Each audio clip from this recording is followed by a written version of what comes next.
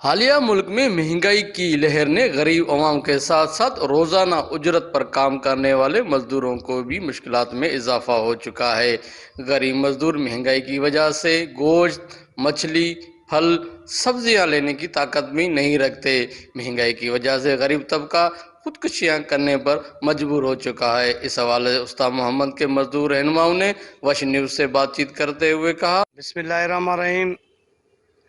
مزدور طبقہ تو سر ایسے ہے جیسے چکی میں آٹا ہم پیس گئے، ہم لوگوں کو کچھ اہمیت نہیں ہے۔ ابھی ہم اگر صبح کو ایک دن کماتے ہیں تو شام کو وہ کھاتے ہیں، نہیں ہے تو ہم لوگ بھوکے بیٹھے ہیں۔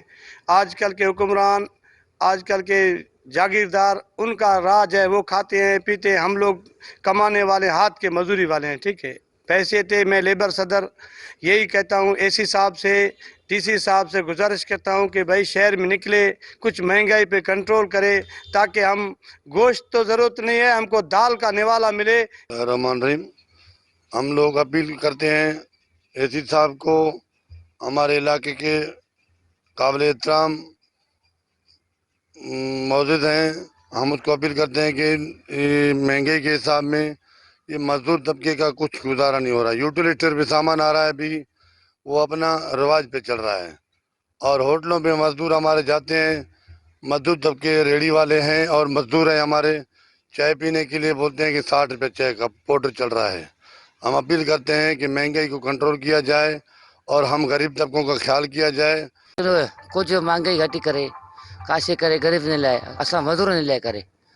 گھر کے حالات یہ سجو نہیں کمائے کرے، روپیو روپیو پیٹ کاٹے کرے مسوا ڈیا تو گھر جو ماں۔ مزدور رہنماؤں نے حکومت پاکستان پر زور دیا کہ وہ فوری طور پر ملک میں مہنگائی کنٹرول کرے تاکہ غریب عوام کے ساتھ ساتھ روزانہ اجرت پر کام کرنے مزدور طبقہ بھی اپنی زندگی بآسانی گزار سکے۔